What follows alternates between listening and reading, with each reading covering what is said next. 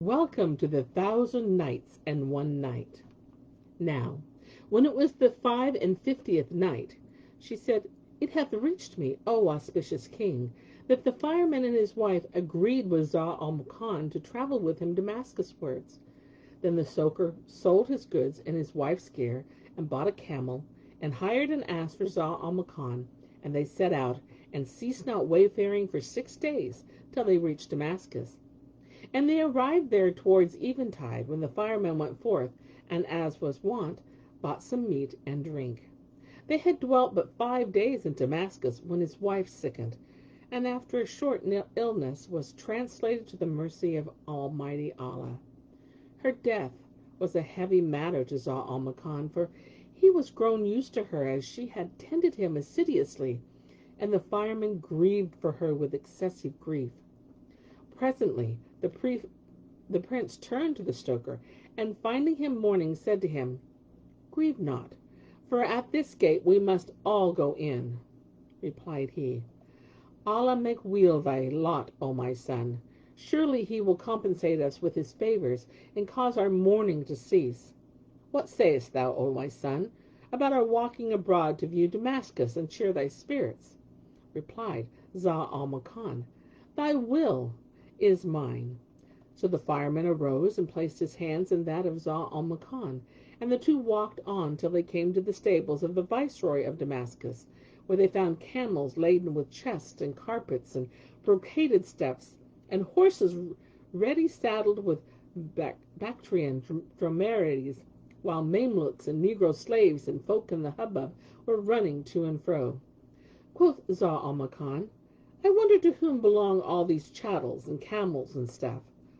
So he asked one of the eunuchs, "Whither this dispatching?" And he answered, "These are presents sent by the Emir of Damascus to King Omar bin al-Nu-uman with the tribute of Syria." Now when Zau al-Makan heard his father's name, his eyes brimmed over with tears, and he began repeating, "Oh, ye gone from the gaze of these lidded eyne. Ah, yea, the sight in my spirit shall ever dwell. Your charms are gone, but this heart of me, it hath no sweet and no pleasures, its sour dispel. If Allah's grace make us meet again, and long drawn love tell my love I'll tell." And when he had ended his verse, he wept, and the fireman said, "O my son, we hardly believe that thy health in return, so take heart and do not weep, for I fear a relapse for thee." And he ceased not comforting and cheering him, while Zau al-Makan sighed and moaned over his strangerhood and separation from his sister and his family, and tears streamed from his eyes, and he recited these couplets: "Get thee provant in this world ere thou wend upon thy way, and know how surely death descends thy life lot to waylay. All thy worldly goods are pride, and the painfullest repine. How thy worldly life is vexing of thy soul in vain display. Say, is not worldly wand like a wanderer's place of rest, where at night he nakes his camels and moves off at dawn of day?" And he continued to weep and wail over his separation, whilst the fireman also bewept the loss of his wife, yet ceased not to comfort Zau al-Makan till morning dawned. When the sun rose, he said to him, "Meseemeth thou yearnest for thy native land?" "Yes," replied Zau al-Makan, "and I can no longer tarry here. So I will commend thee to Allah's care, and set out with these folk and journey with them little by little till I come to my motherland." Said the stoker, "And I with thee, for of a truth I cannot bear to part with thee, and I have done thee kindly service, and I mean to complete it by tending thee on thy travel." At this Zau al-Makan rejoiced, and he said, "Allah abundantly requite thee for me," and was pleased with the idea of their traveling together. The fireman at once went forth and brought another ass, selling the camel, and laid in his provant, and said to Zau al-Makan, "This is for thee to ride by the way, and when thou art weary of riding thou canst dismount and walk." Said Zau al-Makan, "May Allah bless thee and aid me to requite thee, for verily thou hast dealt with me more lovingly than one's brother." Then he waited till it was dark night, when he laid the provisions and the baggage on that ass, and set forth upon their journey. This much befell Zau al-Makan and the firemen, but as regards what happened to his sister, Nuzhat al-Zaman, when she left her brother and the Khan where they abode, and wrapped in the old camlet, went out to seek service with someone, that she might earn wherewithal to buy him some roast meat that he longed for. She fared on, weeping and knowing not whither to go, whilst her mind was occupied with thoughts of her brother, and of her family and her native land. So she implored Allah Almighty to do away with these calamities from them, and began versifying. Dark falls the night, and passion comes sore pains to gar me dree, and pine upstirs these ceaseless pangs with work my tormentory. And cease not separation flames my vitals to consume, and drives me on destruction's way this sorrow's ecstasy, and longing breeds me restlessness, desires for ever fires, and tears to all proclaim what I would keep in secrecy. No cunning shift is known to me, a meeting to secure, that I may quit this sickly state, may cure my malady. The love which blazeth in my heart is fed with fancy fuel. The lover from its hell of fire must bear hell's agony. O thou who blamest me for all befell me, 'tis enough. Patient, I bear whatever wrote the reed of doom for me. By love, I swear I'll never be consoled, no, never more. I swear the oath of love's own slaves who know no perjury. O night, to chronicles of love, the news of me declare, that sleep hath fled mine eyelids of thy knowledge. Witness, bear. Then she walked on, weeping, and turning right and left as she went, when behold, there espied her an old Badwa, who had come into the town from the desert with wild Arabs other 5. The old man took note of her, and saw that she was lovely, but she had nothing on her head save a piece of camlet, and marvelling at her beauty, he said to himself, this charmer dazzleth men's wits, but she is in squalid condition, and whether she be of the people of this city, or she be a stranger, I needs must have her.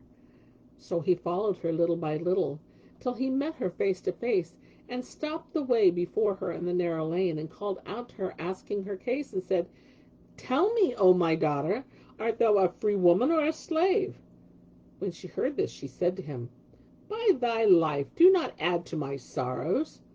Quoth he, Allah hath blessed me with 6 daughters, of whom 5 died, and only one is left me, the youngest of all. And I came to ask thee if thou be of the folk of this city, or a stranger, that I might take thee and carry thee to her to bear her company, so as to divert her from pining for her sisters. If thou hast no kith and kin, I would make thee as one of them, and thou and she shall be my 2 children. Nuzhat al-Zaman bowed her head in bashfulness when she heard what he said, and communed with herself. Happily I may trust myself to this old man. Then she said to him, O nuncle, I am a maiden of the Arabs, and a stranger, and I have a sick brother, but I will go with thee to thy daughter on one condition, which is that I may spend only the day with her, and at night may return to my brother. If thou strike this bargain, I will fare with thee, for I am a stranger, and I was high in honor among my tribe, and I awoke one morning to find myself vile and abject. I came with my brother from the land of Al-Hijaz, and I fear lest he know not where I am.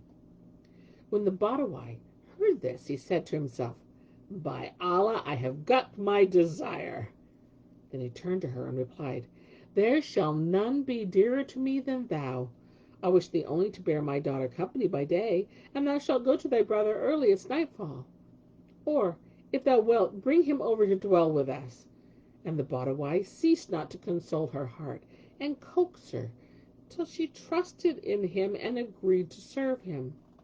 Then he walked on before her, and when she followed him, he winked to his men to go in advance, and harness the dromedaries, and load them with their packs, and place upon them water and provisions, ready for setting out as soon as he should come up with the camels. Now this Badawai was a base-born churl, a highway thief, and a traitor to the friend he held most lief, a rogue in grain, past master of plots and chicane. He had no daughter, he had no son, and was only passing through the town when by the decree of the decreer he fell in with this unhappy one. And he ceased not to hold her in converse on the highway till they came without the city of Jerusalem. And when outside, he joined his companions and found that they had made ready the dromedaries. So the Badawai mounted a camel, having seated Nuzhat al-Zaman behind him, and they rode on all night.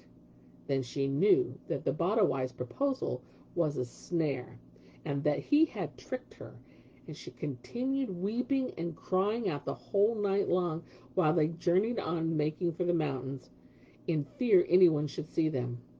Now, when it was near dawn, they dismounted from the dromedaries, and the Badawai came up to the Nuzhat al-Zaman and said to her, O city strumpet, what is this weeping? By Allah, and thou hold thy peace, I will beat thee to death, O thou town filth. When she heard this, she loathed life and longed for death, and she turned to him and said, O accursed old man, O grey beard of hell, how have I trusted thee, and thou hast played me false, and now thou wouldst torture me? When he heard his reply, he cried out, O lazy baggage, dost thou dare to bandy words with me? And he stood up to her and beat her with a whip, saying, And thou hold not thy peace, I will kill thee. So she was silent. Then she called to mind her brother and the happy estate she had been in, and she shed tears secretly. Next day she turned to the Badawai and said to him, How couldst thou play me this trick, and lure me into these bald and stony mountains, and that is thy design with me? When he heard her words, he hardened his heart and said to her, O lazy baggage of ill omen and insolent, wilt thou bandy words with me? And he took the whip out and came down on her back until she felt faint. Then she bowed down over his feet and kissed them. And he left beating her and began reviling her and said, By the rots of my bonnet, if I see or hear thee weeping, I will cut out thy tongue and stuff it up thy nose, O thou city filth.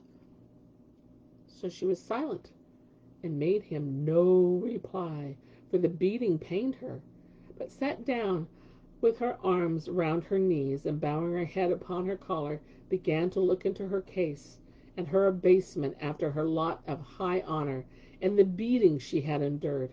And she called to mind her brother and his sickness and forlorn condition, and how they were both strangers in a far country, which drave her tears down her cheeks, and she wept silently, and began repeating, Time hath for his wont to uprise and debase, nor is lasting condition for human race. In this world each thing hath appointed turn, nor may man transgress his determined place. How long these perils and woes? Woe! For life all woeful is perilous case. Allah bless not the days which have laid me low. I the world with disgrace after so much grace. My wishes baffled, my hopes cast down, and distance forbids me to greet his face. O thou who passest that dear one's door, say for me these tears shall flow evermore. When she finished her verse, the Badawai came up to her, and talking compassion on her, bespoke her kindly, and wiped away her tears. Then he gave her a barley scone, and said, I love not one who answereth all at times when I am wrath. So henceforth give me no more of these impertinent words, and I will sell thee to a good man like myself, who will do well with thee, even as I have done. Yes, whatso thou dost is right, answered she, and when the night was longsome upon her, and hunger burnt, she ate very little of that barley bread. In the middle of the night, the Badawai gave orders for departure, and Shahrazad perceived the dawn of the day, and ceased saying her permitted say. And so do I end my telling of this tale until it be morrow.